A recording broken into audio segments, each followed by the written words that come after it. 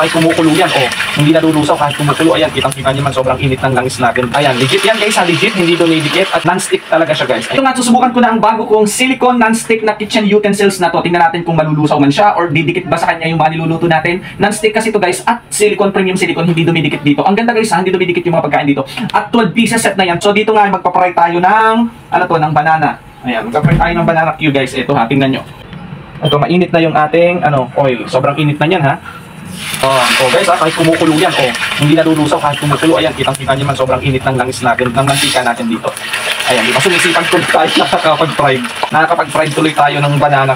Diba? So, ayan, legit yan guys ha, legit, hindi dumidikit. At saka guys, kahit sobrang init, hindi siya dumidikit. Non-stick talaga siya guys. Ayan, napakagandang gamitin ito guys. Kaya talaga namang sisipagin kayo sa pagluluto. So, kung gusto nyo nito guys, go check out nyo na rin. 200 plus lang, 200 pesos plus nyo lang mabibili. 12 pieces na yan.